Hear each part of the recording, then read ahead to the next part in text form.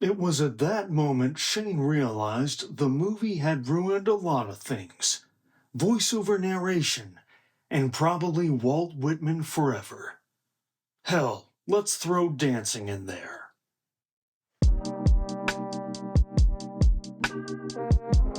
Who the fuck is Chuck? That's the question that the movie wants the characters and the audience to ask. Who is Chuck Krantz? Well, this new adaptation of a Stephen King novella from Stephen King enthusiast and filmmaker Mike Flanagan wants to get our gears turning about just that, but also about life, death, love, and the little moments that make up the universe. It's the life of Chuck. Is it a life and a film worth living?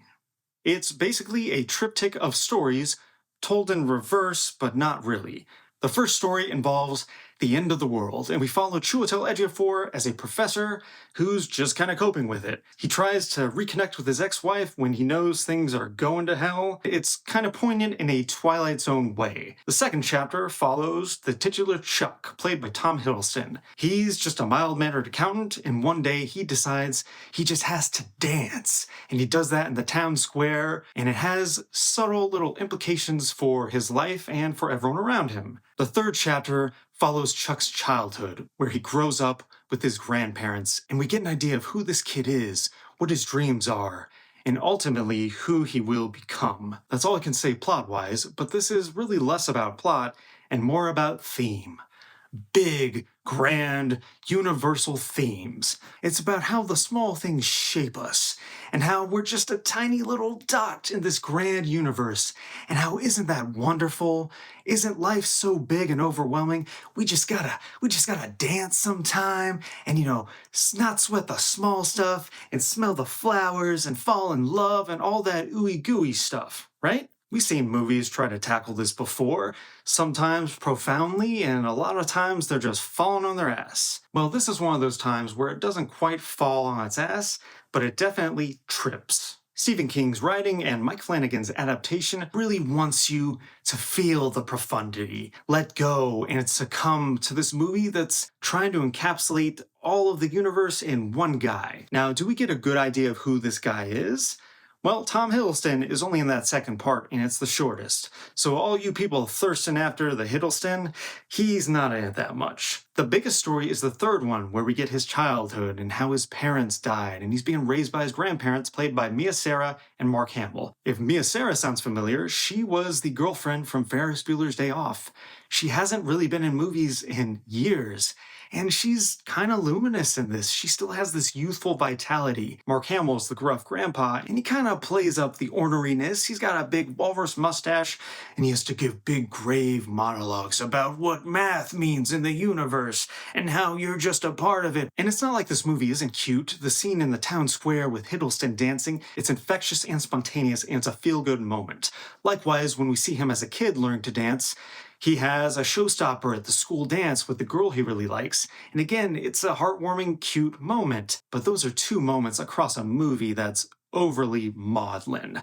The first story deals with the end of the world and coming to the acceptance of death. The second story is about regret and how you get so swallowed up by your career that sometimes you forget to just stop and boogie. And the third story is about a kid who's experienced so much loss and he's trying to find his identity, but it does that with this mournful tone that's just constantly like, this is serious, this is profound, we're gonna give very profound and serious monologues with slow dialogue, and the score is gonna remind you that, hey man, we're all in this together. That's the biggest issue I have with this, and it's kind of a trap with the more serious Stephen King adaptations. Here, the structure doesn't do the story any favors, and it kind of only works in that it's withholding things from the audience to kind of lay a twist on us at the end. Likewise, the decision to have voiceover narration by Nick Offerman as this omniscient, folksy guy who's just recounting the day in the life of these characters, well, when it over-explains the images you're seeing and gets overused in the last story,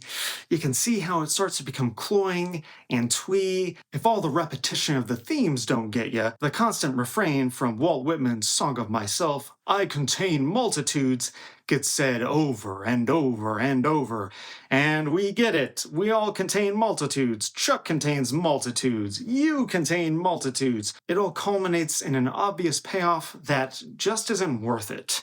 I, for one, just became exhausted by the movie's constant withholding and repeating of things that are obvious. Look, I'm not against cheesiness. I've enjoyed many a cheesy, profound movie or kids' movie. It's the self-seriousness and maudlinness that really just kind of pushes my buttons. This is a movie that a lot of people will respond to.